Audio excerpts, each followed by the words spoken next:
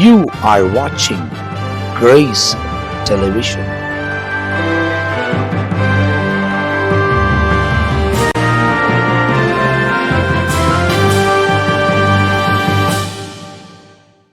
ஆண்டவரும் அருமை இரட்சகராக இயேசு கிறிஸ்துவின் நாமத்தினால் உங்கள் யாவருக்கும் என் அன்பின் வாழ்த்துக்களையும் ஸ்தோத்திரங்களையும் நான் தெரிவித்துக் கொள்கிறேன். தேவனுடைய பெரிதான கிருபையால் மாரநாத்தா என்ற இன்னொரு பகுதியில் இந்த நாளில் உங்களை சந்திப்பதில் நான் மிகவும் மகிழ்ச்சி அடைகிறேன். 6ஆம் மாதத்துக்குள் பிரவேசித்து இந்த 9ஆம் நாளுக்குள்ளே இந்த மாலை நேரத்தில் இந்த நிகழ்ச்சி உங்களுக்கு வழங்குவதற்கு தேவன் தருகிற கிருபைக்காக நான் கர்த்தரை ஸ்தோத்திரிக்கிறேன்.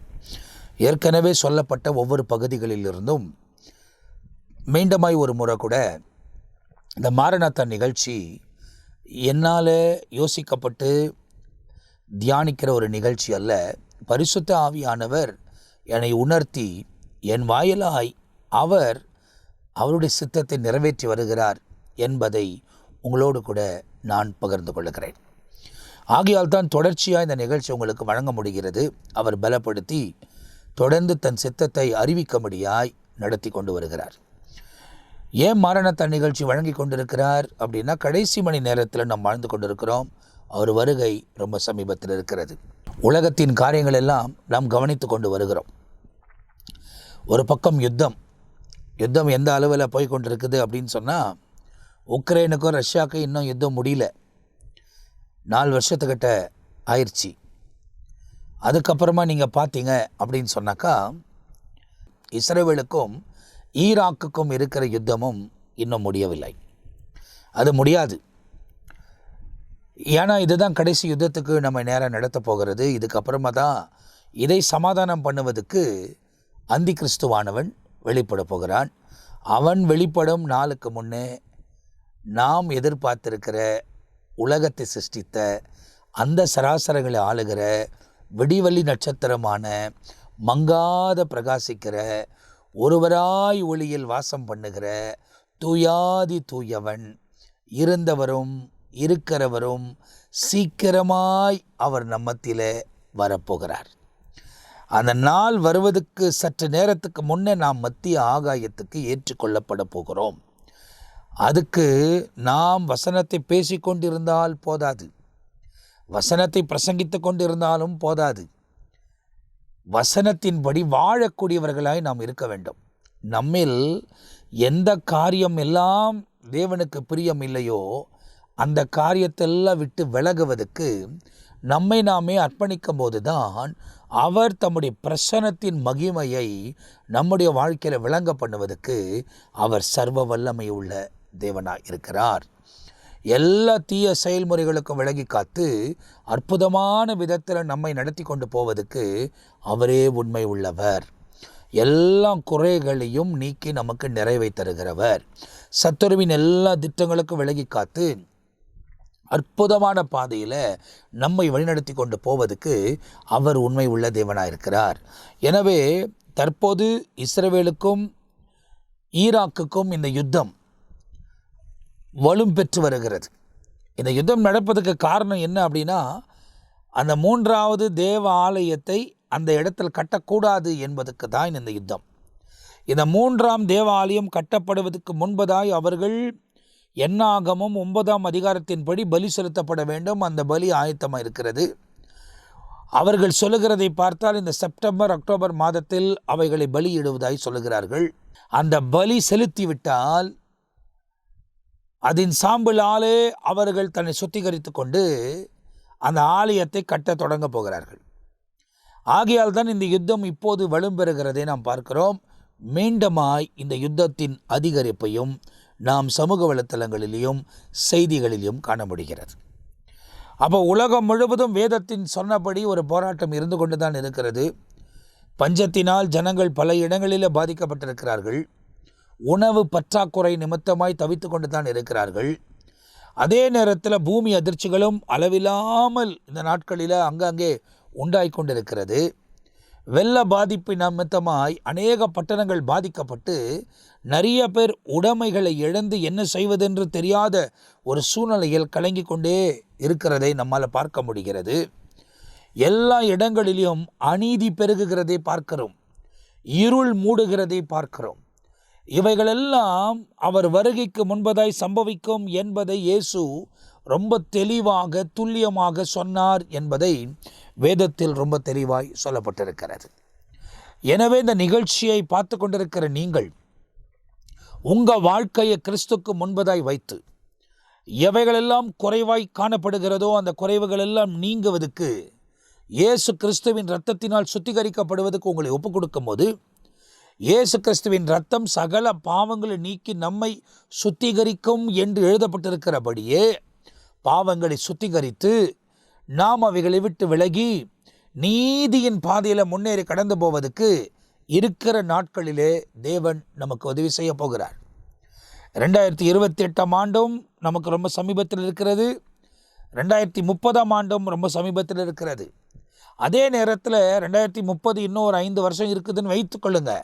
2028 ஒரு 3 வருஷம் இருக்குதுன்னு வைத்துக்கொள்ளுங்க.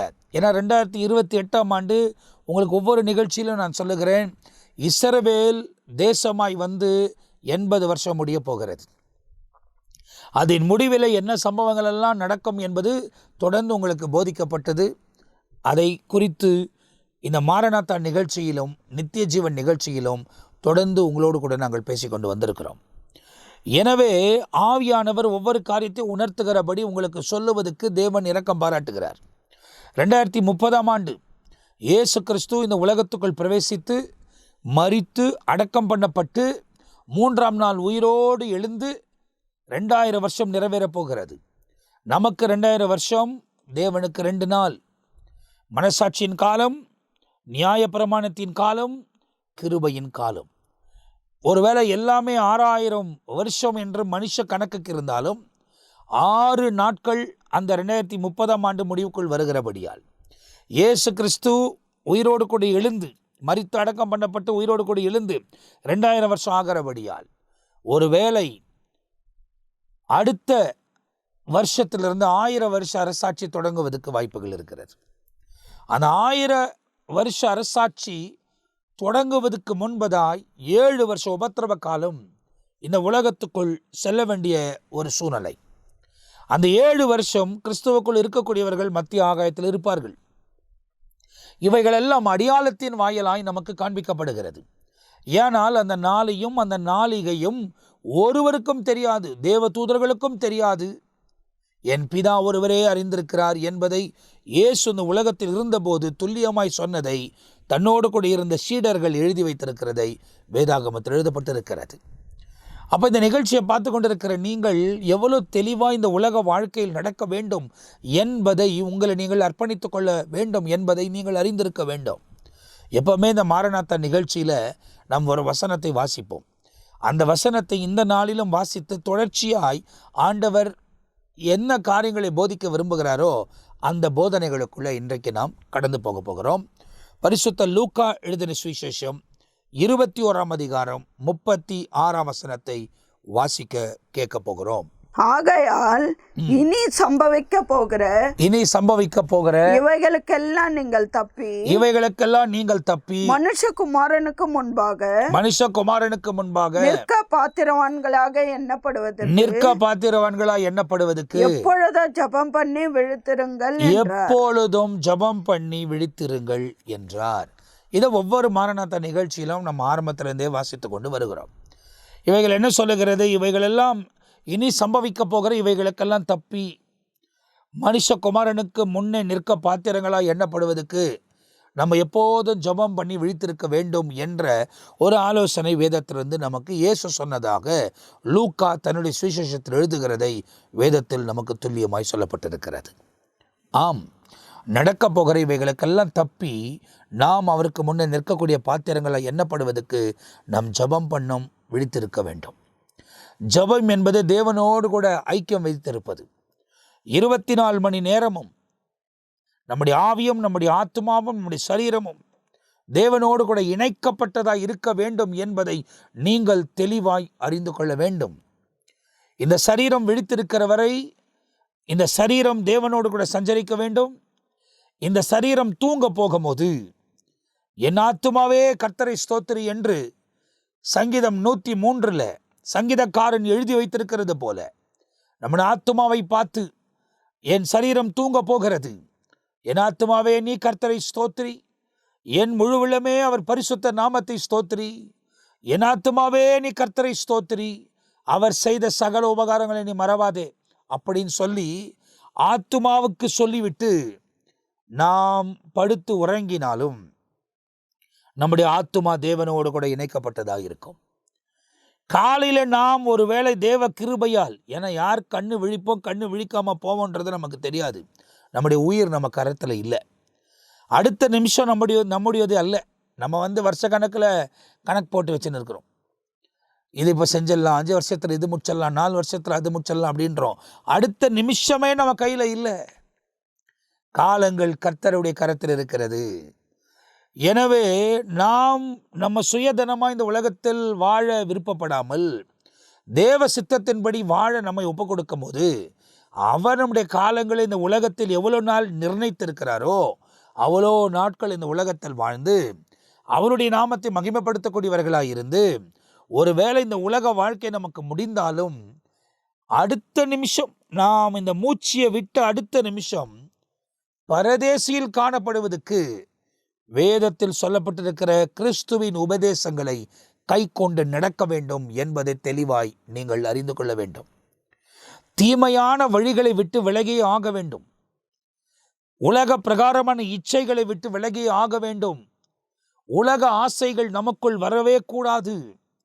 ஆண்டவர் நமக்கு நீதியின்படி எவைகளெல்லாம் வாய்க்க பண்ணுகிறாரோ நீதியான முறையில் அவைகளை சுதந்திரித்து அதெல்லாம் மகிழ்ந்து களி கூறணும், தவிர தவறான காரியங்களுக்குள்ள பிரவேசித்து தேவனுக்கு விருப்பம் இல்லாத காரியத்தை செய்து அதில் நீ உலகத்தில் சந்தோஷப்பட்டாலும் உன்னுடைய ஆத்துமா டேஞ்சர் லைன்ல இருக்கிறது என்பதை நீ தெளிவாய் தெரிந்து கொள்ள வேண்டும். ஆகையால் தான் எல்லா உணவையும் சேர்த்து வைத்துவிட்டு அந்த ஐஸ்வர்யவான் ஒருவன்,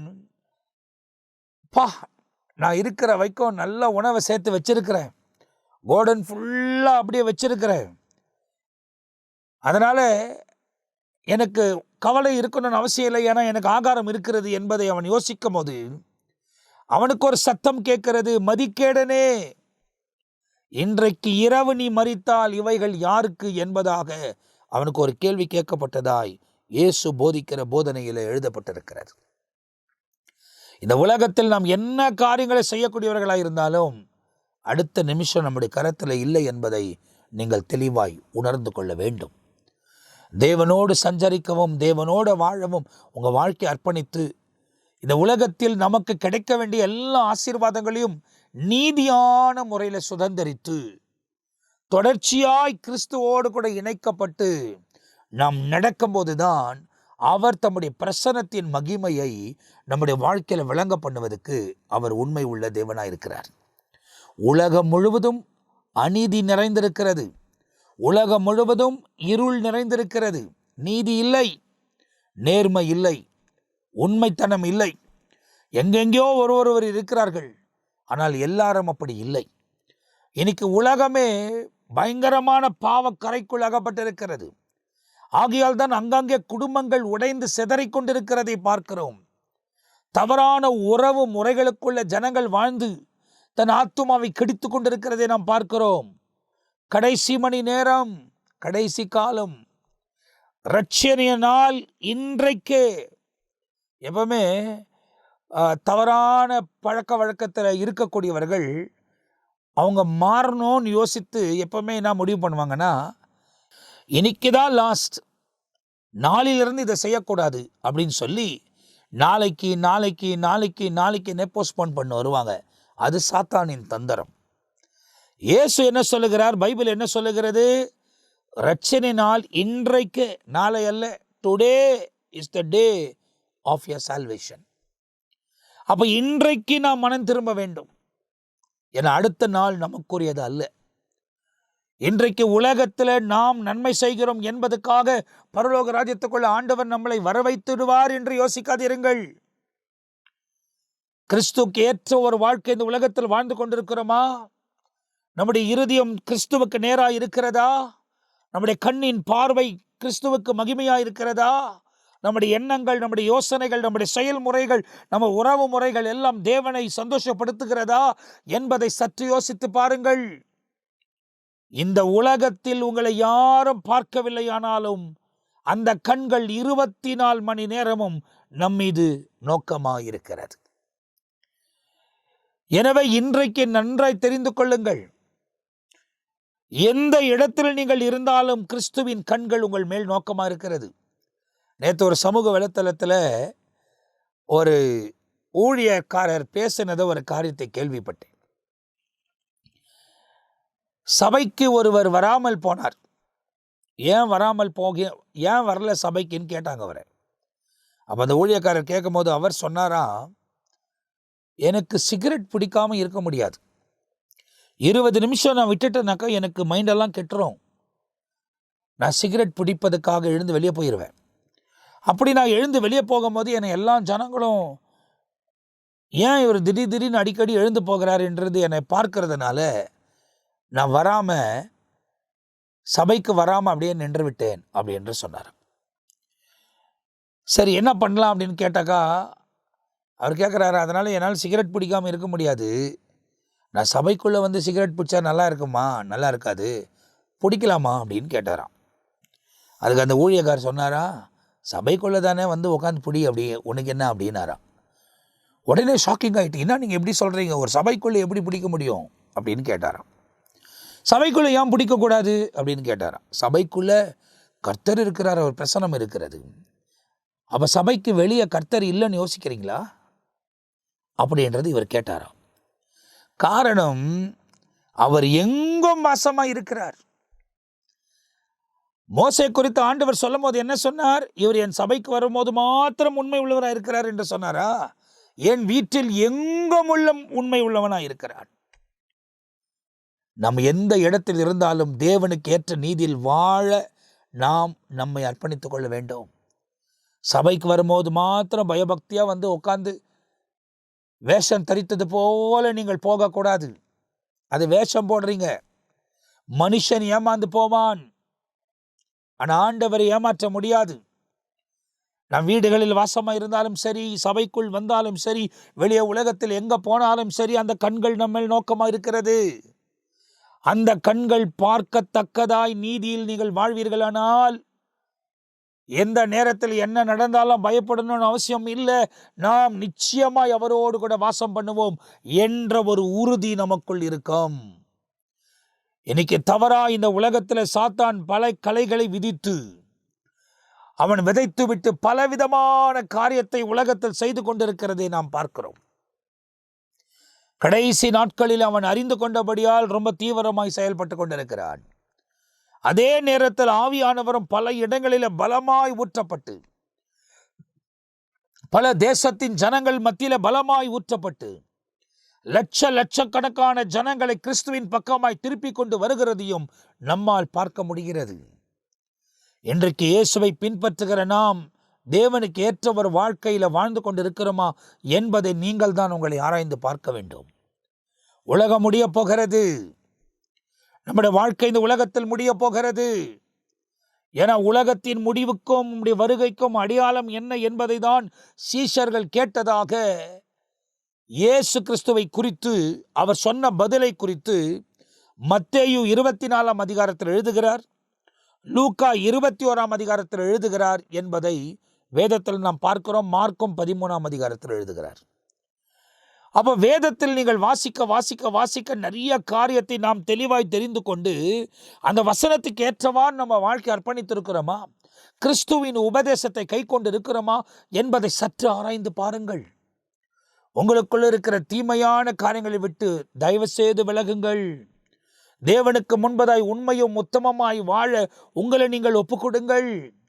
சத்துருவின் எல்லா கிரியைகளுக்கும் அந்தகாரருடைய ஆதிக்கங்களுக்கும் அவர் உங்களை விலகி காத்து வழிநடத்துவதற்கு அவர் சர்வ வல்லமை உள்ள தேவனாய் இருக்கிறார். நான் இவைகளெல்லாம் ஆராய்ந்து கொண்டே இருக்கும்போது எனக்கு நிறைய சில வீடியோங்க வந்துக்கிட்டே இருக்கும். சமூக வலைத்தளத்தில் பார்த்த ஒரு வீடியோ உங்களுக்காக அப்லோட் பண்ணுறேன். இதில் பேசக்கூடியவர்கள் என்ன சொல்லுகிறார்கள் என்பது இந்த வீடியோவை பாருங்களேன். இந்த வீடியோவில் நீங்கள் தெளிவாக அவங்க என்ன பேசுகிறாங்கன்றதை தெரிந்து கொள்வீங்க. ஒருவேளை இங்கிலீஷில் தான் இருக்குது, ஆனால் தமிழில் ஒரு வேளை புரியலைன்னா அது முடிஞ்ச உடனே உங்களுக்கு அது என்னன்றதை நான் சொல்கிறேன். அதை இப்போ நம்ம பார்க்க போகிறோம். It's very, very dangerous to play games with God, folks. Very dangerous. He's holy. He's righteous. He's a God of mercy, but He's a God of judgment as well. Very, very dangerous. No more dangerous game in the universe you can play than to play games with the holy God. Time is running out.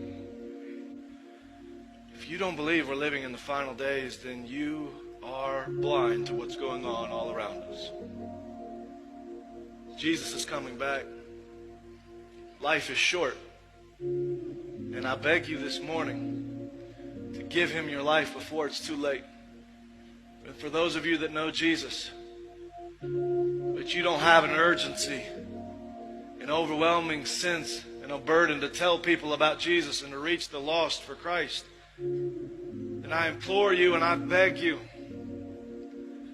to get right with God so that He can use your life to reach people and He can touch your heart, because when you walk with God, you'll have His mind and you'll have His heart, and when you have that, you won't be able to keep from telling people around you about Jesus. If we don't tell people, who will?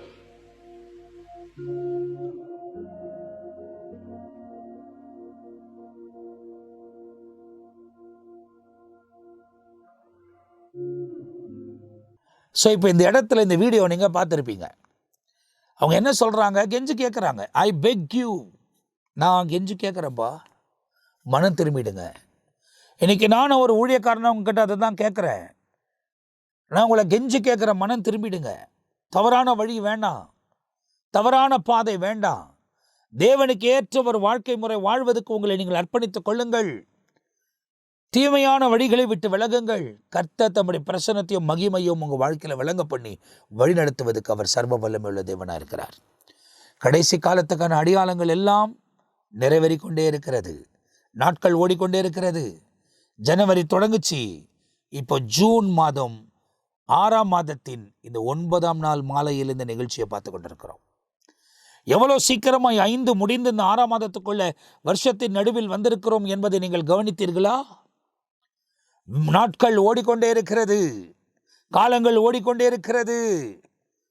உலகத்துக்கு பின்பதாய் ஓடி மடிவதை பார்க்கிலும் கிறிஸ்துவுக்கு பின்பதாய் வந்து அவர் உபதேசத்தை கை கொண்டு வாழப்போகிற இந்த கொஞ்ச நாட்கள் இந்த உலகத்திலையும் தேவனோடு கூட வாழ்ந்து அதுக்கு பிறகு 7 ஆண்டு காலம் 1000 வருஷ அரசாட்சி நித்திய ஜீவனுக்குள்ள நாம் நித்தியமாய் அவரோடு கூட சஞ்சரிக்க பிரவேசிக்க போகிறோம்.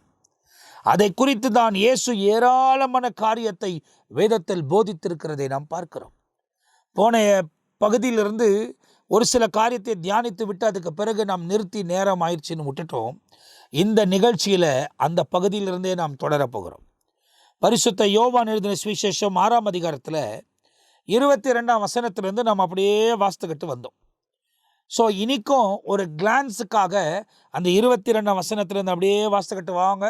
நாம் என்ன அந்த இடத்துல ஆண்டவர் சொல்லுகிறார், யோவான் அதை குறித்து என்ன எழுதி வைத்திருக்கிறார் என்பதை இந்த இடத்தில் தெளிவாய் பார்க்க போகிறோம்.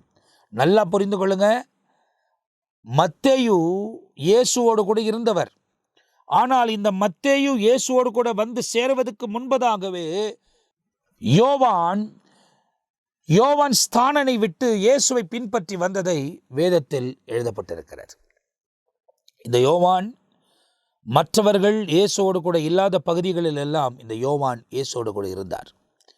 ஆகையால் தான் அந்த 3 சுவிசேஷ புத்தகமும் சற்று வித்தியாசப்படும். யோவானுடைய இந்த சுவிசேஷம் வித்தியாசப்படும். அவர்கள் எழுதாத ஏராளமான காரியத்தை இந்த யோவான் எழுதி வைத்திருப்பார். அவர் ரொம்ப தெளிவாய் அநேக காரியத்தை இவர் எழுதி வைத்திருக்கிற காரியத்தை நீங்கள் தியானம் பண்ணுவீர்களானால் யோவான் முழுவதும் நித்திய ஜீவனை குறித்து முக்கியப்படுத்தப்பட்டு இருக்கும். நீங்கள் வாசித்தீர்களானால் இந்த வசனத்தில் 22ஆம் வசனத்திலிருந்து இன்னைக்கு நாம் வாசிக்க கேட்க போகிறோம். நம்ம வசனத்தை வாசிக்கலாம். மறுநாளில் கடலின் அக்கறையிலே நின்ற ஜனங்கள் அவருடைய சீஷர் ஏறின அந்த ஒரே படவை தவிர அங்கே வேறொரு படவும் இருந்ததில்லை என்றும், இயேசு தம்முடைய சீஷருடனே கூட படவில் ஏறாமல் அவருடைய சீஷர் மாத்திரம் போனார்கள் என்று அறிந்தார்கள். கர்த்தரை ஸ்தோத்திரம் செய்த பின்பு அவர்கள் அப்பம் சாப்பிட்ட இடத்திற்கு சமீபமாய் திபேரியாவிலிருந்து வேற படவுகள் வந்தது. அப்பொழுது இயேசுவும் அவருடைய சீஷரும் அங்கே இல்லாததை ஜனங்கள் கண்டு உடனே அந்த படவுகளில் ஏறி இயேசுவை தேடிக்கொண்டு கப்பர்நகமுக்கு வந்தார்கள். இயேசுவை தேட ஆரம்பிக்கிறாங்க. ஏன் தேடுறாங்க அப்படின்னு சொன்னாக்கா, அவருக்கு அவங்க வந்தபோது 4000 பேருக்கு ஒரு முறை 5000 பேருக்கு ஒரு முறை அவர் அப்பத்தை ஸ்தோத்திரம் பண்ணி கொடுக்குறாரு. அதை அங்கே இருக்கிற 5000 பேருக்கும் பகிர்ந்து கொடுக்குறாங்க. அதெல்லாம் அற்புதத்தை கண்டாங்க. இப்போ இயேசு இடத்தில் போனால் நமக்கு அப்பம் உண்டு என்பதை அவர்கள் அறிந்திருக்கிறார்கள். இயேசு இடத்தில் போனால் விடுதலை உண்டாகிறது, அசுத்தாவிகள் ஓடுகிறது, சுகம் பெறுகிறோம் என்பதை குறித்து அவர்கள் அறிந்து கொண்டு ஓடுகிறார்கள். இயேசு வெறும் இந்த ஃபிசிக்கலான காரியத்தை செய்வதற்காக வரலை, அதெல்லாம் அடையாளமாய் கர்த்தர் செய்கிறார். ஆனால் அவர் வந்த முக்கியமான நோக்கமே நம்மை நித்தியத்துக்குரியவர்களாய் மாற்ற வேண்டும். ஆரம்பத்தில் ஆண்டவர் ஆதாம் ஏவாளை சிருஷ்டித்த போது நித்திய பிறவிகளாய் தான் தேவன் இந்த உலகத்தில் சிருஷ்டித்தார். அவரை போலவே, ஏன்னா தன் சாயலாகவே மனிதனை உருவாக்கினார். அவர் நித்தியமானவர். அந்த நித்தியத்துக்கு ஏற்றமானவாகவே மனிதனை தேவன் உருவாக்கினார். இவர்கள் 2 பேரும் கீழ்ப்படியாமல் போனது நிமித்தமாய்தான் உலகத்துக்குள் பாவம் வந்தது. அப்பதான் மரணம் என்பது உலகத்துக்குள் வந்தது என்பதை நாம் பார்க்கிறோம். என் ஆண்டவர் சொல்றார், இந்த நன்மையும் தீமையும் அறியத்தக்க கனியை நீங்கள் புசித்தால் சாகவே சாகுவீர்கள். சாத்தான் அதை தான் இவர்களுக்கு வஞ்சிக்க வைத்து சாப்பிட வைத்து அந்த மரணத்தை உள்ளே கொண்டு வந்துட்டான். கொண்டு வந்த மரணத்தை ஜெயிக்க வேண்டும் என்ற ஒரே நோக்கத்தில் தான் இயேசு இந்த உலகத்துக்குள் கடந்து வந்து மரணத்தை அவர் ஜெயித்தார் என்பதை வேதத்தில் நாம் வாசிக்கிறோம். மரணம் அவரை ஜெயிக்க முடியவில்லை, அவர் அந்த மரணத்தை ஜெயித்தார். ஆகையால் தான் கிறிஸ்துவை நம்பக்கூடிய அத்தனை பேரும் மரணத்தை ஜெயித்தவர்களாய் அவரோடு கூட வாசம் பண்ண போகிறார்கள். கிறிஸ்துவுக்குள் மரித்த அத்தனை பேரும் மீண்டுமாய் உயிரோடு கூட எழும்ப போகிறார்கள். 7 ஆண்டு காலம் மறுரூபமாக்கப்பட்டு மத்திய ஆகாயத்தில் இருப்பாங்க. அதுக்கு பிறகு உலகத்தில் வந்து அதே மகிமையில் 1000 வருஷ அரசாட்சியில் இதே உலகத்தில் வாழப்போகிறார்கள். அதுக்கு பிறகு நித்தியமா தேவனோடு கூட சஞ்சரிக்க பரலோகத்தில் ஏற்றுக்கொள்ளப்பட போகிறார்கள். அப்போ இந்த இடத்துல நீங்கள் பார்ப்பீர்கள்னால் இந்த ஜனங்கள் அற்புதத்துக்காகவும் உணவுக்காகவும் இயேசுவை தேடி வருகிறார்கள். அங்கங்கே தேடி வராங்க.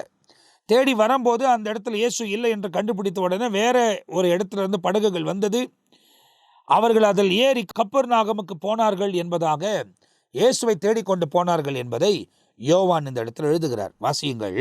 கடலின் அக்கறையிலே அவர்கள் அவரை கண்டபோது, அவர்கள் கண்டபோது எங்க கண்டார்னா கடலின் அக்கறை. இன்னொரு பக்கத்துல இயேசு இருந்தார். கண்டபோது, ரபி நீர் எப்பொழுது இவ்விடம் வந்தீர் ரபி நீ எப்போது இவ்விடம் வந்தீர் என்று கேட்டார்கள். இயேசு அவர்களுக்கு பதில் கொடுக்கிறார். என்ன சொல்றார்? இயேசு அவர்களுக்கு பிரதி உத்தரமாக, நீங்கள் அற்புதங்களை கண்டதினால் அல்ல, நீங்கள் அப்பம் புசித்து திருப்தி ஆனதாலேயே என்னை தேடுகிறீர்கள் என்று அவர் ரொம்ப கரெக்டா சொல்றார். நீங்க அற்புதங்களால அல்ல, நீங்க அப்பத்தை புசித்து திருப்தி ஆனதுனால என்னை தேடுகிறீர்கள் என்று மெய்யாகவே சொல்றேன். மெய்யாகவே உங்களுக்கு நான் சொல்லுகிறேன். நீங்க அற்புதங்களால அல்ல, அப்பத்தை புசித்தீங்க, திருப்தி ஆயிட்டீங்க. அந்த அப்பம் உங்களுக்கு திருப்தியா இருந்துச்சு, அதனால இன்னொரு முறை கிடைக்குமா அப்படின்ற ஒரு நோக்கத்தோடு கூட நீங்க என்ன தேடி வருகிறீர்கள். வாசிங்க. அழிந்து போகிற போஜனத்திற்காக அல்ல. பாருங்க, அழிந்து போகிற போஜனம். அப்ப நாம் சாப்பிடுற போஜனம் எல்லாம் என்ன? அழிந்து போகக்கூடியவைகள். நமக்கு அது தெரியும். எந்த போஜனமோ இன்னைக்கு செஞ்சு நாளைக்கு வச்சா அது நிற்க போறதில்லை. அதில் சில கெமிக்கல் எல்லாம் போட்டு ஃப்ரிட்ஜில் வச்சுருந்தாக்கா நிற்கும். இல்லை ஃப்ரிட்ஜில் எது கொஞ்ச நாள் வச்சாலும் நிற்கும். அந்த ஃப்ரிட்ஜில் வைக்கிறது கூட ரொம்ப நாட்கள் வைக்க முடியாது, ஒரு குறிப்பிட்ட நாள் வரை தான். அதுக்கப்புறமா அது கெட்டு போகிறதை நாம் பார்க்கிறோம். எதுவுமே நிரந்தரமானது அல்ல. ஆகையால் தான் அழிந்து போகிற போஜனத்தின் மீது அழிந்து போகிற போஜனத்திற்காக அல்ல, அழிந்து போகிற போஜனத்துக்காக அல்ல, நித்திய ஜீவன் வரைக்கும், பாருங்க, நித்திய ஜீவன் வரைக்கும், நிலை நிற்கிற போஜனத்திற்காகவே, நிலை நிற்கிற போஜனத்துக்காகவே கிரியை நடப்புவீங்கள். கிரியையை நடப்பியுங்கள். இப்போ நமக்கு சொல்றாரு, கிரியையை நடப்பியுங்கள். அப்படின்னா என்ன சொல்லுங்க? அழிந்து போகிற போஜனத்துக்காக நீங்க கிரியையை செய்யக்கூடாது. அங்கே போனால் சாப்பாடு கிடைக்குது, இங்கே போனால் இது கிடைக்குதுன்றதுக்காக ஆண்டவரை தேடி வராதிங்க. வசனத்தை கேட்டு வசனத்தின்படி நடக்க உங்களை ஒப்பு கொடுத்தால்தான் நீங்கள் நித்தியத்துக்குள் பிரவேசிக்கக்கூடியவர்களாய் மாறுவீர்கள் என்றது வேதத்தில் நமக்கு ரொம்ப தெளிவாய் துல்லியமாய் சொல்லப்பட்டிருக்கிறது. வாசிங்க. அதை மனுஷகுமாரன் உங்களுக்கு கொடுப்பார். பாருங்க, அது மனுஷகுமாரன் தான் உங்களுக்கு கொடுப்பார். அவரை பிதாவாகிய தேவன், அவரை பிதாவாகிய தேவன் முத்திரித்திருக்கிறார் என்றார். முத்திரித்திருக்கிறார் என்றார். அந்த நித்திய ஜீவனுக்கு கொடுக்கும்படி முத்திரை பெற்றவர் யாரு? இயேசு. அதுதான் இந்த உலகத்தில் நிறைய பேர் நிறைய வழிகளை சொல்லலாம். எந்த வழியும் இல்லை. இயேசு கிறிஸ்து ஒருவர் தான் வழி. இயேசு கிறிஸ்து ஒருவர் தான் வழி, சத்தியம், ஜீவன். பரலோகத்துக்கு நீ கடந்து வர வேண்டுமானால், இந்த உலக வாழ்க்கை முடித்த உடனே உன்னுடைய நித்தியம் தேவனோடு கூட இருக்க வேண்டுமானால் இயேசு கிறிஸ்து ஒரே ஒரு வழி என்பதை நீங்கள் தெரிந்து கொள்ள வேண்டும். உலகத்தில் உள்ளவர்கள் என்ன வழிகளை உங்களுக்கு சொன்னாலும் அவைகள் எல்லாம் வழி அல்ல. பரலோகத்துக்கான ஒரே வழி இயேசு என்பதை நீங்கள் தெளிவாய் தெரிந்து கொள்ள வேண்டும். அதை தான் அவர் சொல்லுகிறார். அழிந்து போகிற போஜனத்துக்காக நீங்கள் தேடுகிறீர்கள், ஆனால் நான் அழியாத போஜனத்தை உங்களுக்கு கொடுக்க முடியாய் வந்திருக்கிறேன். அந்த அழியாத போஜனத்தை நீங்கள் புசித்தால்தான் நித்தியத்துக்குள் வர முடியும். அதுக்கு தான் என் பிதா என்னை முத்திரை செய்திருக்கிறார் என்பதை இயேசு சொன்னதாக வேதத்தில் தெளிவாய் எழுதப்பட்டிருக்கிறது. வாசிப்போம். அப்பொழுது அவர்கள் அவரை நோக்கி தேவனுக்கேற்ற கிரியைகளை நடப்பிக்கும்படி, தேவனுக்கு ஏற்ற கிரியைகளை நடப்பிக்கும்படிக்கு நாங்கள் என்ன செய்ய வேண்டும் என்றார்கள். இப்ப இதை கேட்ட உடனே அவங்க கேட்கிறாங்க, இப்ப தேவனுக்கு ஏற்ற கிரியையை செய்வதற்கு நாங்கள் என்ன செய்ய வேண்டும்? இப்போ அவருக்கு ஏற்ற மாதிரி நாங்கள் வாழணும்னா நாங்கள் என்ன பண்ணணும்? ஏற்ற கிரியை செய்யணும்னா நாங்கள் என்ன செய்யணும்? அப்படின்றத அந்த ஜனங்கள் இயேசுவை கேட்குறாங்க. அதுக்கு இயேசு என்ன பதில் சொல்றாருன்றதை பார்க்க போறோம். இயேசு அவர்களுக்கு பிரதி உத்தரமாக அவர் அனுப்பினவரை நீங்கள் விசுவாசிப்பதே. ரொம்ப ரொம்ப அழகா சொல்றாரு. அவர் யாரு என்னை அனுப்பினாரோ விசுவாசிப்பதே தேவனுக்கேற்ற கிரியையா இருக்கிறது, தேவனுக்கு ஏற்ற கிரியையா இருக்கிறது என்றார். இயேசு சொன்னார், என் பிதா என்னை இந்த உலகத்துக்கு அனுப்பியிருக்கிறார், ஒரே பேரான குமாரனாய் இந்த உலகத்துக்கு தந்தருளினார் என்பதை யோவான் 3:16 நம்ம வாசிக்கிறோம். அப்ப அவர் என்னை அனுப்பினார் என்பதை நீங்கள் விசுவாசிப்பது தான் தேவனுக்கு ஏற்ற கிரியை என்பது எழுதப்பட்டிருக்கிறது.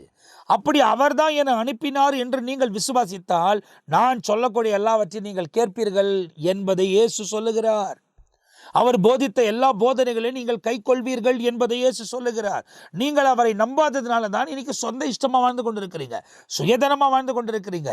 சபைக்கு ஒரு வேஷத்தை காமிக்கிறீங்க, உலகத்துக்கு ஒரு வேஷத்தை காமிக்கிறீங்க. அங்கங்க வேஷம் போட்டவர்களாய் உலகத்தில் வாழ்ந்து கொண்டிருக்கிறதை நீங்களே உணர்ந்திருப்பீர்கள். அப்ப ரொம்ப தெளிவா இந்த நாட்களில் நீங்கள் அறிந்து கொள்ள வேண்டும். கிறிஸ்து இயேசுவை விசுவாசிக்கிறீர்களா, நம்புகிறீர்களா? அப்படி நீங்கள் அவரை நம்பினால் நிச்சயமாய் அவர் போதித்த போதனைகளை கை கொண்டு நடக்க ஆரம்பிப்பீர்கள். அவரை நம்பாத பட்சத்தில் தான் நீங்கள் வெளியே ஒரு வேஷம் உள்ள ஒரு வேஷம் அணைந்து கொண்டு இன்றைக்கு இந்த உலகத்தை இல்ல உங்களை ஏமாத்தி கொண்டிருக்கிறீர்கள். வேதம் சொல்லுகிறது. அடுத்தது ஆண்டவர் சொல்லுகிறார், அதற்கு அவர்கள் அப்படியானால் உம்மை விசுவாசிக்கும்படிக்கு நாங்கள் காணத்தக்கதாக என்ன அடையாளத்தை காண்பிக்கிறீர்? இப்ப இங்க ஒரு அடையாளத்தை கேட்கறாங்க. இப்ப நாங்க உம்மை விசுவாசிக்கிறோன்றதுக்கு என்ன அடையாளத்தை நீங்கள் எங்களுக்கு காண்பிப்பீர் என்பதை கேட்கிறார்கள். ஒரு அடையாளத்தை கேட்கறாங்க. ஏன்னா இந்த இஸ்ரவேல் ஜனங்க எப்பவுமே அடையாளம். நீங்கள் பைபிளில் பார்த்தீங்கன்னா கூட இந்த சதிசேயர் பரிசேயங்கள்லாம் அடையாளத்தையே நாடிட்டு வருவாங்க. இப்போ நமக்கும் பாருங்கள், கடைசி நாட்களில் உலகம் முடிவதற்கான அடையாளங்கள் தான் காண்பிக்கப்பட்டிருக்கிறது. ஏன்னா அவர் வருகிற நாளையும் நாளிகையும் ஒருவருக்கும் தெரியாது என்பதை வேதத்தில் எழுதப்பட்டிருக்கிறது. அவர் நினையாத நேரத்தில் வரப்போகிறபடியால் தான் நான் எப்போதும் ஜபம் பண்ணி விழித்திருக்க வேண்டும் என்பதை வேதத்தில் ஆண்டவர் சொல்லியிருக்கிறார். விழித்திருக்க வேண்டும். ரட்சிக்கப்பட்ட அனுபவத்தில் இந்த உலகத்தில் நடந்திருக்க வேண்டும். தீய செயல்முறைகளுக்கெல்லாம் நம்மை நாம் விலக்கி காத்து தொடர்ச்சியாய் தேவனை பின்பற்றக்கூடியவர்கள் இந்த உலகத்தில் வாழும் போதுதான் ஆண்டவர் தம்முடைய மகிமையின் பிரசன்னத்தை நம்முடைய வாழ்க்கையில விளங்க பண்ணி அற்புதமான விதத்தில் நம்மை நடத்தி கொண்டு போவதற்கு அவரே சர்வ வல்லமை உள்ள தேவனாயிருக்கிறார். அப்ப ரொம்ப தெளிவாய் தெரிந்து கொள்ளுங்கள். இந்த இடத்துல என்ன சொல்லப்படுகிறது? நீங்கள் என்னை நம்பினால் நீங்கள் அவருடைய கிரியையை நிறைவேற்றுகிறீர்கள். அதுக்கு அவர்கள் என்ன கேட்கிறார்கள்? உம்மை நம்ப வேண்டுமானால் எங்களுக்கு என்ன அடையாளத்தை நீங்கள் காண்பிப்பீர்? அதற்கு இயேசு என்ன பதில் கொடுக்கிறார்? வானத்திலிருந்து அவர்களுக்கு அப்பத்தை புசிக்க கொடுத்தார் என்று, அதாவது வானத்திலிருந்து அவர்களுக்கு அப்பத்தை புசிக்க கொடுத்தார் என்று எழுதியிருக்கிறபடி நம்முடைய பிதாக்கள் வனாந்தரத்தில் மன்னாவை புசித்தார்களே என்றார்கள். வனாந்தரத்திலே மன்னாவை புசித்தார்களே என்றார்கள். இயேசு அவர்களை நோக்கி வானத்திலிருந்து வந்த அப்பத்தை மோசே உங்களுக்கு கொடுக்கவில்லை. என் பிதாவோ வானத்திலிருந்து வந்த மெய்யான அப்பத்தை உங்களுக்கு கொடுக்கிறார் என்று மெய்யாகவே உங்களுக்கு நான் சொல்லுகிறேன். அந்த இடத்துல என்ன சொல்றாரு? வானத்திலிருந்து எகிப்து தேசத்திலிருந்து இந்த இஸ்ரவேல் ஜனங்களை நடத்தி கொண்டு வரும்போது 6 லட்சம் புருஷர்கள், அதுக்கு பிறகு பெண்கள், அதுக்கு பிறகு பிள்ளைகள், அத்தனை லட்சம் பேருக்கும் ஆகாரம் அவர்கள் செய்து சாப்பிடல. வானத்திலிருந்து அவர்களுக்கு அருளப்பட்டது. பகலிலே வெயில் அவர்கள் மீது படாதபடி மேகஸ்தம்பம் மூடினது. இரவு நேரத்தில் அவர்களுக்கு அதிகமாய் வெளிச்சம் உண்டாயிருக்க வேண்டும் என்று அக்கினி ஸ்தம்பமாய் கர்த்தர் அவங்களோடு கூட வாசமாயிருந்தார், நடத்தினார். எல்லா விதத்திலும் எப்போது ஆண்டவர் ஒரு காரியத்தை செய்வதற்கு தம்முடைய பிள்ளைகளை அழைக்கிறாரோ, அந்த அழைப்பின் சத்தத்துக்கு கீழ்ப்படிந்து யாரெல்லாம் ஒப்பு கொடுத்து நடக்கிறாங்களோ அவங்களுக்கு தேவையான அனைத்தையும் அவரே சந்தித்து தருவதற்கு அவர் சர்வ வல்லமை உள்ள தேவனாயிருக்கிறார். இதுக்கு நான் சாட்சி. ஆண்டவர் சொல்லுகிறதை மாத்திரம் நாம் செய்வேனானால் எல்லா காரியத்தையும் தேவன் வாய்க்க பண்ணுகிறார். அநேக நேரத்தில் என் சொந்த இஷ்டமா சில காரியத்தை முடிவு பண்ணும் போது அதன் காரியங்களுக்காய் தடமாறுகிறது என்னால் உணர முடிகிறது. ஆனால் இவைகளெல்லாம் அவர் சொல்லி செய்கிறனோ தடமாற்றம் இல்லாமல் மீதியை எடுப்பதற்கு அவர் எனக்கு ஆசீர்வதிக்கிறதை என்னால் உணர்ந்து சொல்ல முடியும். அப்ப ரொம்ப தெளிவாய் தெரிந்து கொள்ளுங்கள். வேதத்தில் ஆண்டவர் போதிக்கும் போது ரொம்ப அழகாய் சொல்லுகிறார். அவர்கள் கேட்கிற கேள்விக்கும் பதில் சொல்லுகிறார். நானே என்னையே தந்திருக்கிறார் என்பதை இயேசு சொல்லுகிறதை வேதத்தில் இந்த இடத்தில் எழுதப்பட்டிருக்கிறது. மெய்யான அப்பத்தை அவர் உங்களுக்கு தந்திருக்கிறார். வாசியுங்கள். வானத்திலிருந்து இறங்கி உலகத்துக்கு ஜீவனை கொடுக்கிற அப்பமே தேவன் அருளிய அப்பம் என்றார். அப்பொழுது அவர்கள் அவரை நோக்கி ஆண்டவரே இந்த அப்பத்தை எப்பொழுது எங்களுக்கு தர வேண்டும் என்றார்கள். இயேசு அவர்களை நோக்கி ஜீவ அப்பம் நானே. பாருங்க, இப்ப சொல்றாரு, எப்போ எங்களுக்கு இந்த அப்பத்தை கொடுப்பீங்கன்னு கேக்குறாங்க. ஜீவ அப்பம் நானே. என்னிடத்தில் வருகிறவன் ஒரு காலம் பசி அடையான். இப்போ என்னிடத்தில் வருகிறவன் ஒரு காலமும் பசி அடியான் என்று வேதத்தில் எழுதப்பட்டிருக்கிறது. ஒன்று மாம்ச பசி, அடுத்தது ஆத்துமா பசி. இந்த மாம்சம் உலகத்தில் அழிந்து போகிற காரியத்துக்கே வாஞ்சித்து விரும்பி அவைகளை புசிக்கக்கூடியதாக இருக்கிறது. ஆனால் அழியாதது ஒன்றே ஒன்று வேத வார்த்தை. இந்த வார்த்தைகள் அப்பமாய் மாறி உன் ஆத்துமாவை பலப்படுத்துமானால் இந்த வார்த்தைகள் உன்னை நித்தியத்துக்குள் கொண்டு சேர்க்கிற வரை அவர் நம்மோடு கூட இருப்பதற்கு வல்லவராயிருக்கிறார். அப்போ இந்த இடத்துல சொல்லுகிறார், He who comes to me shall never hunger. என்னிடத்தில் வருகிறவன் என்ன எழுதப்பட்டிருக்கு? என்னிடத்தில் வருகிறவன் ஒரு காலம் பசியடையான் பசியடையான். என்னிடத்தில் விசுவாசமாய் இருக்கிறவன் என்னிடத்தில் விசுவாசமாய் இருக்கிறவன் ஒரு காலம் தாகமடையான். ஒரு காலமும் தாகமடையான். என்ன அற்புதமா இயேசு போதிக்கிறதை யோவான் எழுதியிருக்கிறார். என்னிடத்தில் வருகிறவன், ஒருத்தன் வரான், என்னிடத்தில் இருக்கிறவன் தாகமடையான், என்னிடத்தில் வருகிறவன் பசியடையான். உண்மை. நீ தேவனிடத்தில் வந்தால் ஒரு காரியமும் குறைவுபடாதபடி தேவன் வழிநடத்துவதற்கு வல்லவராக இருக்கிறார். நீங்கள் மனுஷ ஆலோசனைகளை கேட்டுக்கொண்டு சொந்த இஷ்டமாக நடந்து கொண்டு இருந்தீங்கன்னா தான் பல பாடுகளிலே, கடன் பாரங்களிலே நீங்கள் தவித்து கொண்டிருப்பீர்கள். தேவன் சொல்லுகிற ஆலோசனைக்கு கீழ்ப்படிந்து நடந்தால் எந்த காரியத்துக்கும் தடமாறாமல் அழகாய் அவர் நம்மை நடத்தி கொண்டு போவதற்கு அவரே உண்மை உள்ள தேவனாயிருக்கிறார். அப்போ தேவனோட நடக்க உங்களை ஒப்பு கொடுக்கும் போது தீய செயல்முறைகளுக்கெல்லாம் அவர் விலகி காத்து அற்புதமான பாதையில் நம்மை வழிநடத்துவதற்கு அவரே உண்மை உள்ள தேவனாயிருக்கிறார். தேவனோடு நடங்கள், தேவனோடு வாழுங்கள், தீமையான வழிகளை விட்டு விலகுங்கள்.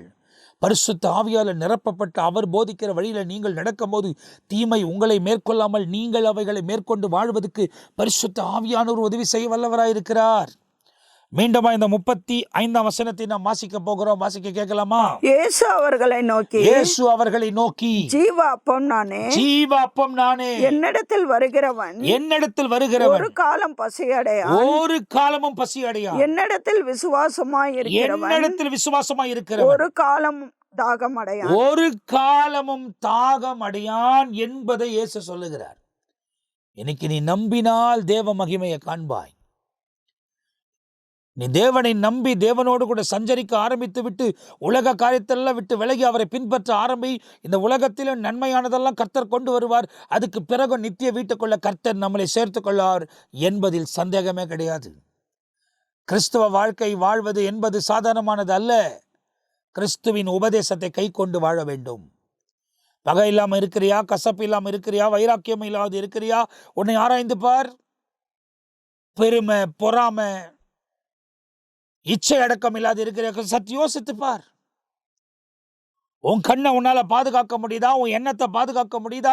உன் இருதயத்தை பாதுகாக்க முடியுதா? உன் பலத்தினால முடினாலும் பரிசுத்த ஆவியானவர் உனக்குள்ள நீ அனுமதிக்கும் போது அவர் அதுக்கு ஏற்ற பலனை தந்து வழிநடத்துவதற்கு அவரே உண்மை உள்ள தேவனாயிருக்கிறார். தேவனோட வாழவும், தேவனோட சஞ்சரிக்கவும், தேவனோட வாசமாயிருக்கவும் உங்களை நீங்கள் ஒப்பு கொடுங்கள். கடைசி காலம், கடைசி மணி நேரம். உலகமும் முடிய போகிறது. நம்முடைய வாழ்க்கையும் இந்த உலகத்தில் இறுதியாய் முடிய போகிறது. அந்தி கிறிஸ்து ஆட்சிதான் உலகத்துக்கு வரப்போகிறது. அதுக்கு பிறகு கிறிஸ்துவுக்குள் வாழ்ந்தவர்கள் மாத்திரம்தான் 1000 வருஷ அரசாட்சியில் இருக்க போகிறார்கள், நித்தியத்துக்குள் பிரவேசிக்க போகிறார்கள். அப்படியானால் இவைகளுக்கெல்லாம் ஆயத்தப்பட்டு தேவனோடு கூட நடப்பதற்கு உங்களை நீங்கள் ஒப்பு கொடுங்கள் என்பதை வேதத்தில் தெளிவாக எழுதப்பட்டிருக்கிறது. காரணம், அவரிடத்தில் வரக்கூடியவன் பசி அடைவதில்லை, அவரோடு கூட இருக்கக்கூடியவனுக்கு தாகம் அடைவதில்லை என்பதாக வேதத்தில் துல்லியமாய் சொல்லப்பட்டிருக்கிறது. வாசியுங்கள். நீங்கள் என்னை கண்டிருந்தும் விசுவாசியாமல் இருக்கிறீர்கள் என்று உங்களுக்கு சொன்னேன். பிதாவானவர் எனக்கு கொடுக்கிற யாவையும் என்னிடத்தில் வரும். என்னிடத்தில் வருகிறவனை நான் புறம்பே தள்ளுவதில்லை. சொல்றாங்க, என்னிடத்தில் வந்தா நான் உன்னை என்ன பண்ண மாட்டேன், புறம்பே தள்ள மாட்டேன். அதுக்கு தான் பைபிள் சொல்லுகிறது, வருத்தப்பட்டு பாரம் சுமக்கக்கூடியவர்களே நீங்கள் எல்லாரும் என்னிடத்தில் வாருங்கள், நான் உங்களுக்கு இளைப்பாறுதலை தருவேன். நீங்க அவரை தேடி வந்தா வெக்கப்பட மாட்டீங்க. நீங்க இயேசுவை தேடி வந்தா வெக்கப்பட மாட்டீங்க. இந்த இயேசு என்னை கூப்பிட்ட போது நான் என்னை ஒப்பு கொடுத்தபடியால் தான். குழியில புதைக்கப்பட்டு நான் இல்லாம போயிருக்க வேண்டிய என்ன உங்களுக்கு முன்னே ஜீவனோடு கூட உட்கார வைத்து தம்முடைய வார்த்தைகளை உங்களுக்கு அறிவித்துக் கொண்டிருக்கிறார். 28 ஆண்டுக்கு முன்பதாகவே நான் காலம் சென்றிருக்க வேண்டும்.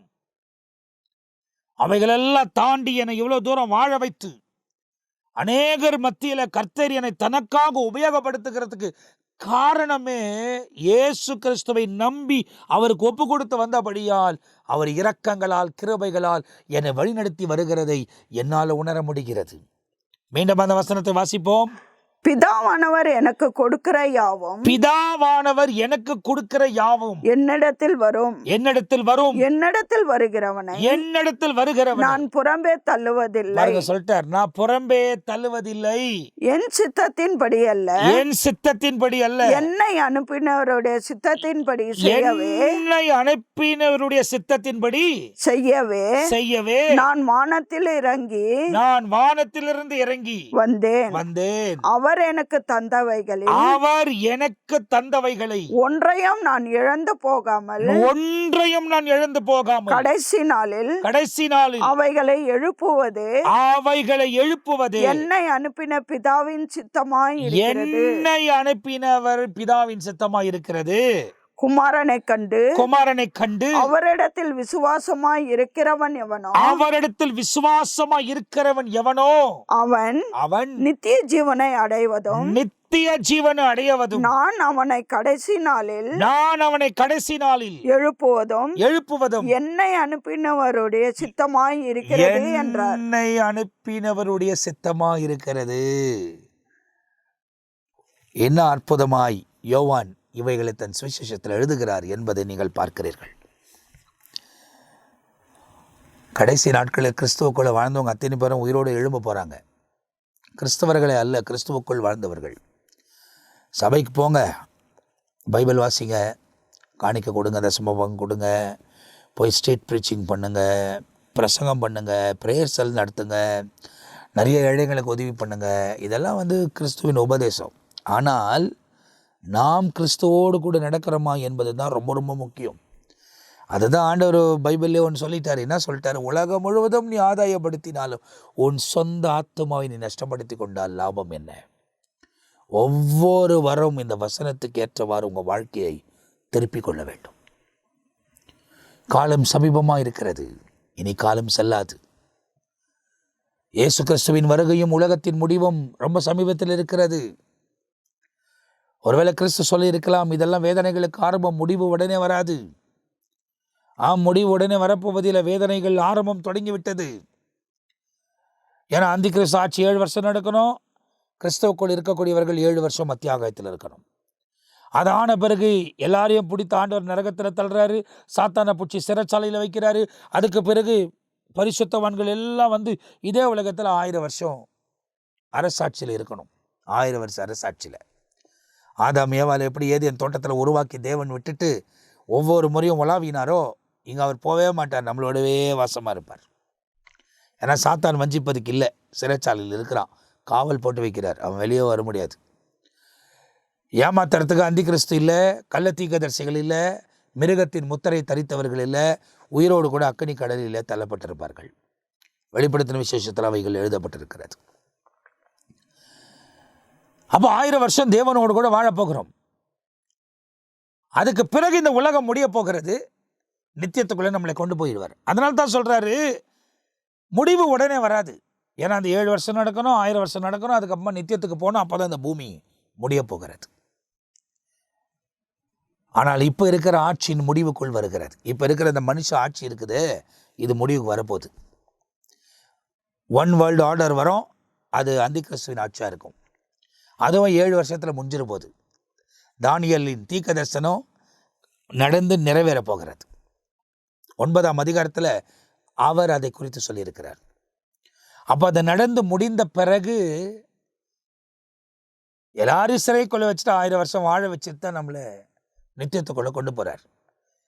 இதிலெல்லாம் தேவனோடு கூட நாம் இருக்க வேண்டுமானால் இன்னைக்கு ரட்சிப்பின் அனுபவத்தில் உங்களை ஒப்பு கொடுத்து வசனத்துக்கு ஏற்றவாறு உங்கள் வாழ்க்கை அர்ப்பணித்து, வெறும் பொருளுக்காக பணத்துக்காக கல்யாணம் நடக்கணும், சுகமாயிடணும், ஒரு நல்ல கல்விக்கு கிடைக்கணும், ஃபீஸ் கட்டணும், இதுக்காக மாத்திரம் ஆண்டவரை தேடாதீங்க. அதெல்லாம் உலகம். பரலோகத்தை நாடுங்கள். இதுவைகளெல்லாம் கூட சேர்த்து கொடுக்கப்படும். ஆண்டவர் வைக்க பண்ணுறார். நான் சாட்சிங்க உங்களுக்கு.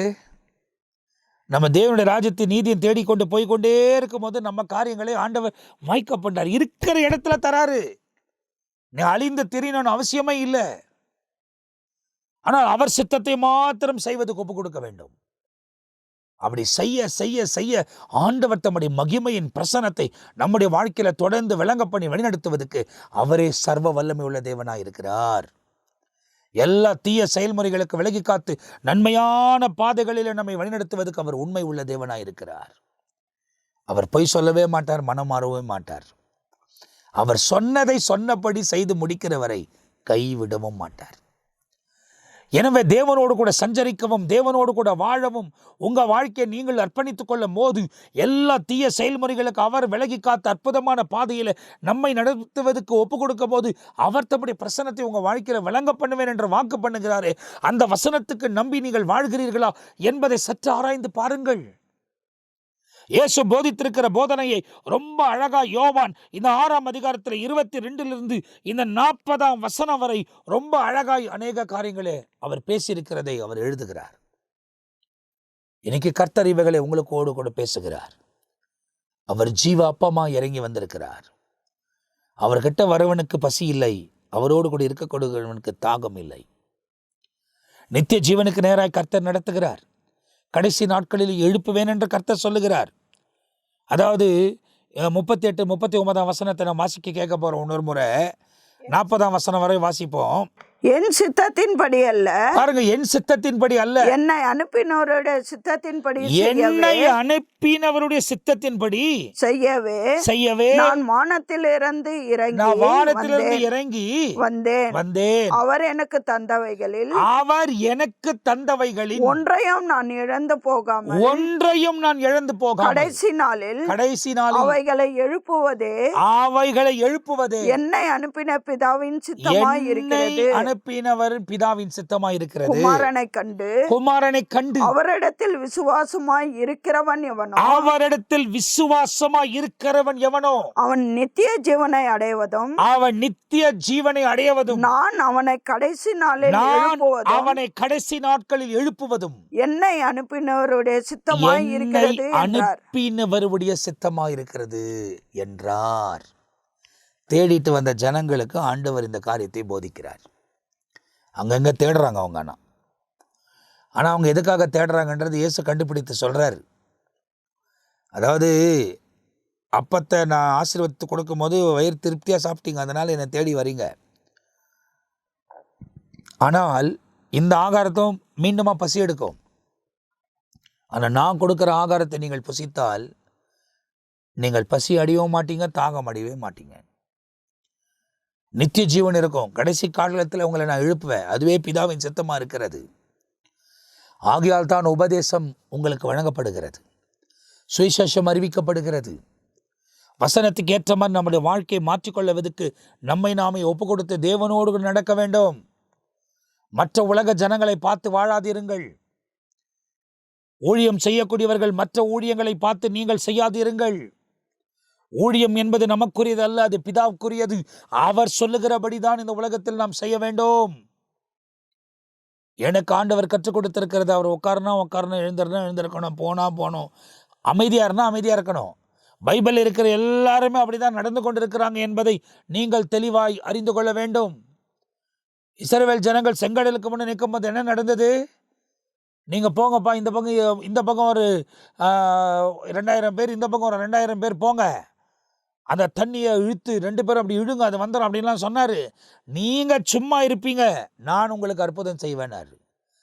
அப்போ அவங்க சும்மா தான் நின்னாங்க. தேவன் கடலை 2ஆய் பிரித்து அந்த காய்ந்த கடலின் அடிவாரத்தில் அவங்களை நடத்தி கொண்டு போனார். அக்கறைப்பட்டார்கள், கடலின் அக்கறைப்பட்டார்கள். யோசித்து பாருங்கள். எலியாவுக்கு ஆண்டவர் சொல்லுகிறார், ஆகாப்புக்கு போய் 3 வருஷம் மழை வராது என்ற ஒரு வார்த்தையை சொல்லிவிடு, அங்கிருந்து நீ போயிருன்றார். அவர் போய் சொல்லிட்டாரு. 3 வருஷம் அவர் வெளியே வந்த உடனே ஒரு ஆத்துக்கிட்ட கர்த்தர் நடத்துகிறார். அதுக்கு பிறகு சாரிபாத் விதவி வீட்டில் போஷிப்பதுக்கு ஆண்டவர் ஆயத்தம் பண்ணி வச்சிருக்கிறார். காகைகளை கொண்டு போஷித்தார். இந்த இடைப்பட்ட நேரத்தில் எலியா அவர் எதுவுமே செய்யல, ஆண்டவர் சொல்ல மாதிரி போய் காத்திருந்தார். இன்றைக்கு தேவனுடைய பணியை நிறைவேற்றுகிற நாம் தேவ சித்தத்தின்படி செய்கிறோமா, சொந்த சித்தத்தின்படி இஷ்டத்தின்படி செய்கிறோமா என்பதை நாம் ஆராய்ந்து பார்க்க வேண்டும். இயேசுவோடு கூட நடக்கிற நாம், இயேசுவோடு கூட வாழுகிற நாம், அவர் போதித்திருக்கிற உபதேசங்களை கை கொண்டு நடக்கும் போது தான் ஆண்டவர் தம்முடைய மகிமையின் பிரசனத்தை நம்முடைய வாழ்க்கையில் விளங்க பண்ணி அற்புதமான பாதையில் நடத்தி கொண்டு போவதற்கு அவர் உண்மை உள்ளவராக இருக்கிறார். தீய வழிகளை விட்டு விலகுங்கள். தவறான வாழ்க்கை முறைகளை விட்டு விலகுங்கள். பாவத்தை விட்டு மனம் திரும்புங்கள். பரலோக ராஜ்யம் சமீபத்திருக்கிறது. எல்லாமே கைகூடி வருகிறது. கடைசி மணி நேரத்தில் வாழ்ந்து கொண்டிருக்கிறோம். நிர்விசாரணமா இருக்காதீங்க. தேவனை பற்றி கொள்ளுங்க. குறைபாடான வாழ்க்கையை விட்டு விலகுங்க. சத்துருவின் கிரைகளுக்கெல்லாம் அவர் விலகி காத்து அற்புதமான பாதத்தில் உங்களை வழிநடத்தி கொண்டு போவதற்கு அவர் உண்மை உள்ளவராய் இருக்கிறார்.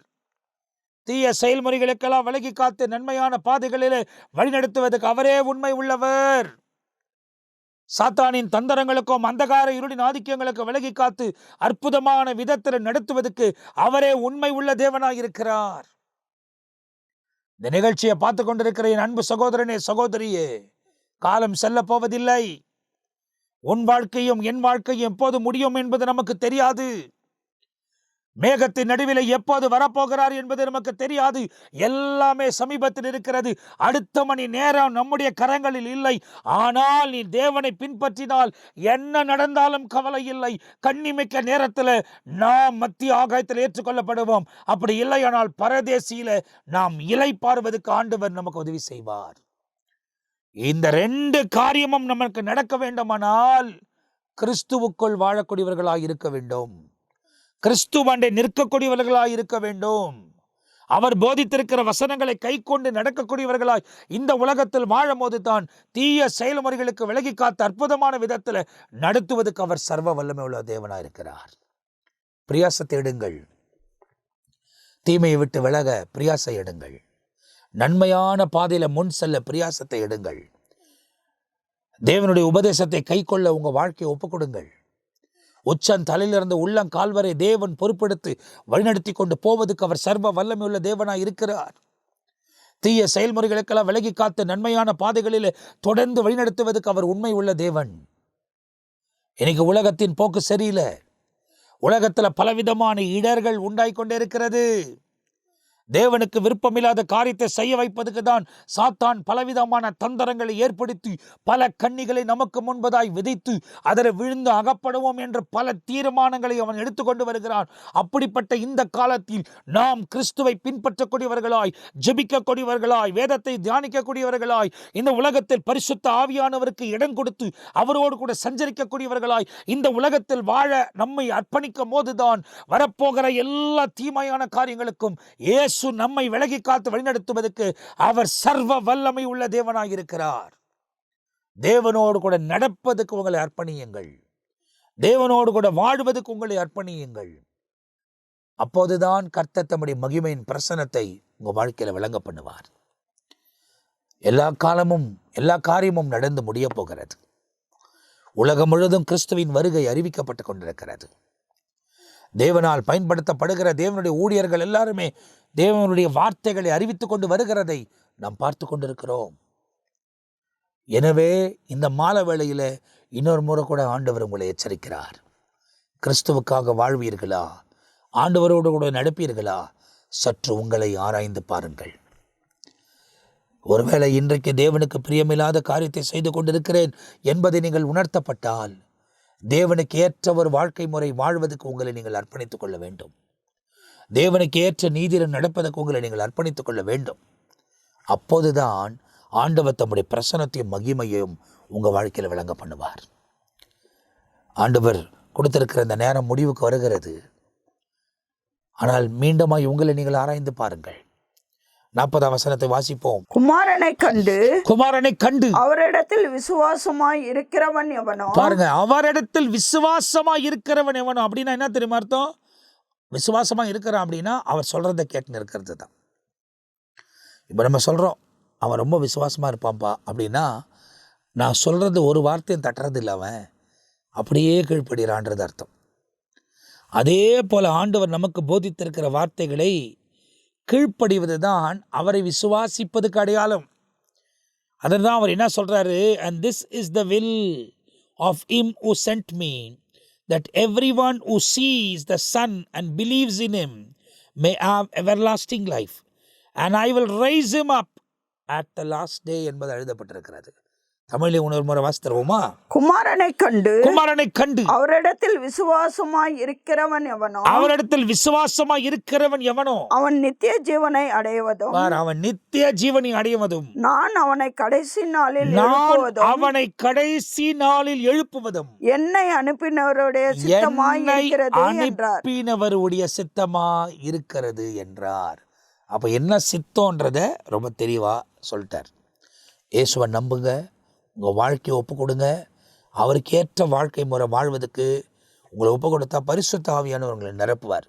அந்த பரிசுத்த ஆவியின் அனுபவத்தோடு முன்னேறி கடந்து போங்க, ஒப்பு கொடுங்க. உலகம் எப்படின்னா இருக்கட்டும், ஊழியக்காரங்களை கூட பார்க்காதீங்க. இந்த காலத்தில் கிறிஸ்துவின் நாமத்தை தரித்து ஏராளமான ஜனங்கள் பாவ உலகத்தில் முழுகி கிடக்கிறார்கள்.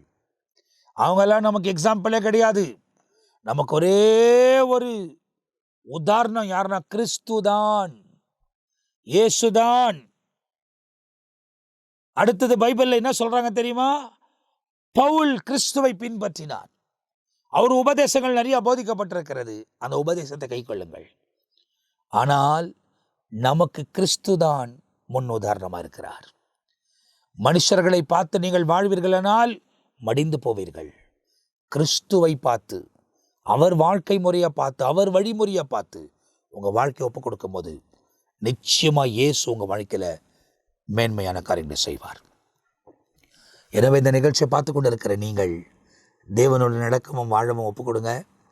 தீமைக்கெல்லாம் தேவன் விலகி காத்து அற்புதமான பாதையில உங்களை வழிநடத்துவார். எது செஞ்சாலும் தேவனுக்கு ஏற்றதை செய்யுங்க. சொந்த இஷ்டமா சுயதனமா செய்யாதீங்க. கடைசி மணி நேரம், கடைசி காலத்தில் வாழ்ந்து கொண்டிருக்கிறோம். எந்த நேரத்திலும் எது வேணாலும் நடக்கலாம். கர்த்தரோடு கூட வாழுங்க. அவர் உங்கள் வாழ்க்கையை மென்மையான பாதையில் நடத்துவதற்கு உண்மையுள்ளவராக இருக்கிறார். நாம் ஜெபிக்கலாமா? நல்ல பிதாவே, இந்த நிகழ்ச்சியின் வாயிலாக நீர் எங்களோடு கூட பேசியிருக்கிறதுக்காய் ஸ்தோத்திரம். பரிசுத்த ஆவியானவரின் பலத்தை தந்து வேதத்தின் வெளிச்சத்துக்குள் எங்களை நடத்தி கொண்டு வருகிறதுக்காய் ஸ்தோத்திரம். உலகம் எங்களுக்கு நிரந்தரம் இல்லை என்பதை உணர்த்தி கொண்டே இருக்கிறீர். இந்த உலகம் முடிய போகிறது. உலக வாழ்க்கை முடிந்து நித்தியத்துக்குள் பிரவேசிக்கிற நாட்கள் வருகிறது. நீர் நிர்ணயித்தபடி எல்லா நாட்களும் குறுகி வருகிறது நாங்கள் அறிந்திருக்கிறோம். இந்த நிகழ்ச்சியை பார்க்கிற ஒவ்வொருவருக்கும் அந்த உணர்வை தந்து இவர்களும் அந்த நித்தியத்தை சுதந்திரிக்க நியமிக்கப்பட நீங்கள் நியமிக்க வேண்டுமாய் நாங்கள் ஜெபிக்கிறேன். காரணம் உடைய வசனத்தில் சொல்லப்பட்டிருக்கிறது, புறஜாதியார்கள் அதை கேள்விப்பட்டு யாரெல்லாம் அவரை விசுவாசித்தார்களோ நித்திய ஜீவனுக்காக நியமிக்கப்பட்ட அத்தனை பேரும் விசுவாசித்தார்கள் என்று எழுதப்பட்டிருக்கிறது. இவங்களை நியமித்துக் கொள்ளுங்கப்பா. விசுவாசித்து நித்தியத்துக்குள் பிரவேசிக்கக்கூடியவர்களா இவர்கள் மாற உதவி செய்யும். அவர் ராஜ்யத்தின் காரியங்களுக்காக ஒப்பு கொடுக்கிறபடியால் இந்த உலகத்தில் எவ்வளோ நாட்கள் அவர்கள் வாழ்ந்திருக்க போகிறார்களோ அந்த நாட்கள் வரை அவங்க ஆரோக்கியமாய் வாழ கர்த்தர் கிருபை தாரும். ஞானத்தோடு கூட வாழ கர்த்தர் கிருபை தாரும். தீய செயல்முறைகளுக்கெல்லாம் விலகி காத்த அற்புதங்களை செய்யும். பண பொருளாதார தேவைகள் எல்லாம் நீங்க சொன்னீங்க, குறைகள் எல்லாம் நிறைவாக்கி அற்புதமான பாதையில் நடத்துங்க. பரிபூர்ண ஆசீர்வாதத்தோடு கூட முன்னேறி கடந்து போக உதவி செய்ய வேண்டுமா நாங்கள் ஜெபிக்கிறோம். உங்க கிருபையின் கருத்துக்குள் அர்ப்பணிக்கிறோம். வழிநடத்துங்க. இவர்கள் நிமித்தமாய் உம்முடைய நாமம் மகிமைப்படட்டும். பொறுப்பெடுத்துக் கொள்ளுங்க, பாதுகாத்துக் கொள்ளுங்க. எல்லாவற்றையும் தாழ்த்தி தாழ்மையோடு உம்முடைய கரங்களில் அர்ப்பணிக்கிறேன். நீரே வழிநடத்தும். இயேசு கிறிஸ்துவின் நாமத்தில் ஜெபிக்கிறோம் எங்கள் ஜீவனுள்ள நல்ல பிதாவே. ஆமேன், ஆமேன், ஆமேன். பிரியமானவர்களே, இந்த நிகழ்ச்சி உங்களுக்கு ஆசீர்வாதமாக இருந்திருக்கும் என்று நான் நிச்சயமாக நம்புகிறேன். வசனத்தை வாசியுங்கள், வசனத்தின்படி நடங்கள், தீய செயல்முறைகள் எல்லாம் விட்டு விலகி அவரோடு கூட இருங்க. நீங்கள் நிச்சயமாக பசி எடுக்காது, அதே நேரத்தில் தாகம் அடைய மாட்டீர்கள். நான் சரீரத்தை குறித்து சொல்லவில்லை, உங்கள் ஆத்மாவை குறித்து சொல்லுகிறேன். திருப்தியாக இந்த உலகத்தில் மனமகிழ்ச்சியாய் முன்னேறுவதற்கு தேவன் உதவி செய்வார். இந்த உலகத்தில் இருக்கிற வரை கூட கர்த்தர் காரியங்களை நமக்கு வாய்க்க பண்ணுவார். இடதுபுறமும் வலதுபுறமும் சாயாமல் வசனத்தின்படியே நடக்க உங்களை ஒப்புக் கொடுங்கள். இயேசு சீக்கிரமாய் வரப்போகிறார். உங்களை அர்ப்பணித்துக் கொள்ளுங்கள். அவர் உங்கள் வாழ்க்கையில் மேன்மையான காரியங்களை செய்வார். எனவே கிரேஸ் டெலிவிஷன் சேனலில், யூடியூப் சேனலில் உங்களுக்கு இந்த மாரநாதா ஒவ்வொரு திங்கட்கிழமையும் நேரடி காணலாய் வழங்கப்படுகிறது. அதுக்கு பிறகு நீங்கள் பார்க்கும்போது நித்திய ஜீவன் வாரத்துக்கு 2 முறை வழங்கி கொண்டு வருகிறோம். அரை மணி நேரம் தான். சுவிசேஷமும் வாரத்துக்கு 2 முறை. ஒவ்வொரு நாள் கால வேளையிலும் இயேசுவோடு கூட பேசும் வாருங்கள் என்ற நிகழ்ச்சி வழங்கப்படுகிறது. இவைகளெல்லாம் பாருங்கள், வசனத்தை அறிந்து கொள்ளுங்கள், வசனத்துக்கு ஏற்ற மாதிரி உங்களை காத்துக்கொள்ளுங்கள். இயேசு உங்கள் வாழ்க்கையில் மேன்மையான காரியங்களை செய்வார். அடுத்த பகுதியில் ஒரு வேளை அவர் வருகை தாமதிக்குமானால், உயிரோடு கூட இருப்போமானால் நாம் நிச்சயமாக சந்திப்போம். அதுவரை நான் உங்கள்கிட்ட விடை பெறுகிறேன். கர்த்தர் உங்களை ஆசீர்வதிப்பாராக. ஆமேன், ஆமேன்.